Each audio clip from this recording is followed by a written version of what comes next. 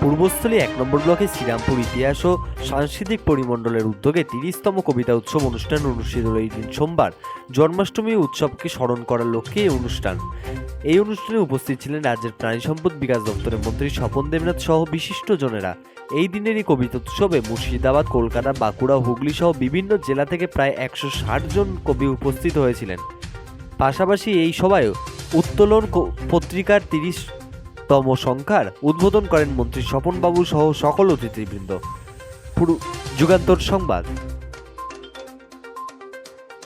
দেখুন, এবার ৩০তম কবিতা উৎসব আমাদের শ্রীরামপুর পূর্বস্থলী সংস্কৃতি ইতিহাস পরিমণ্ডল। এই জন্মাষ্টমীর দিন আমরা প্রতি বছরই কবিতা উৎসব করি। বছরে দুবার আমাদের এলাকা হয়, আমাদের লোক সংস্কৃতি উৎসব কৃষি মেলার সময় হয়, আর জন্মাষ্টমী। এবারে নিয়ে ৩০তম কবিতা উৎসব। বর্ধমান জেলার বিভিন্ন প্রান্তের, ধরুন আমার সামনে আরেক কবি আছেন পানাগড়, এই প্রাকৃতিক বিপর্যয় উপেক্ষা করে হুগলি, বর্ধমান, নদিয়া প্রায় ১৬০ জন মতো এবার উপস্থিত হয়ে গেছে। প্রতি বছরে এটা আসে, কিন্তু আমি ধন্যবাদ জানাই যে গ্রামীণ এলাকার কবিরা, যারা ভালোবাসেন বলি, যারা লেখালেখি সাহিত্য সব করেন। যে একটা আমাদের এলাকাতে এই ধরনের অনুষ্ঠানটা শুরু করে একটা মানসিকতা নিয়ে একটা সাংস্কৃতিক পরিমণ্ডল গড়ে ওঠে। লেখনীর মধ্যে দিয়েই তো মানুষ তার ভাব প্রকাশ করে, কখনো প্রতিবাদ করে, কখনো মানুষের চেতনা বাড়ায়, সাংস্কৃতিক মনোভাব তৈরি করে সুস্থ পরিবেশ গঠনের ক্ষেত্রে। এই কবিদের, সাংবাদিক, লেখকদের উৎসাহিত করবার জন্য এই কবিতা উৎসব। আমরাও শুনি, কবিতা পাঠও শুনি, এটা একটা কাজ করে আসছে।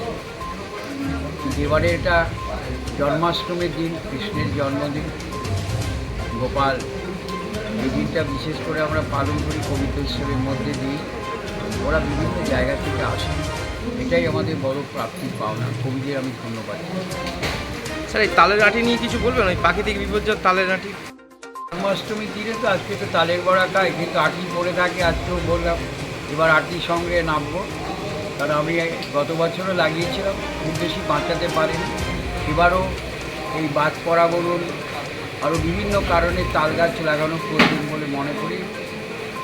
বিতর্ক থাকতে পারে, কিন্তু অনেকে বলেন যে তাল গাছ বিদ্যুতের হাত থেকে আমাদের বাজ দিয়ে পড়ে, বাজের হাত থেকে রক্ষা করে। এবং সম্প্রতি বর্ধমান জেলায় যদি দেখেন, ফাঁকা মাঠে কৃষক যখন কাজ করতে যায়, ফেরার পথে স্কুল ছাত্রী, বছরে তো প্রায়ই বাজ পড়ে মারা যাচ্ছে। তাল গাছ মাটির ভূমিকে রক্ষা করে, ক্ষয় রোধ করে। তাল গাছের কোনো দিকেই খেয়াল না যায়, তালের ডিঙি হয়, তালের আড়া তৈরি হয়, যেটা ঘুম কখনো ধরে না। তালের যে ডাল, তার পাতা দিয়ে পাকা হয়, তার অনেক কিছুই কাজে লাগে।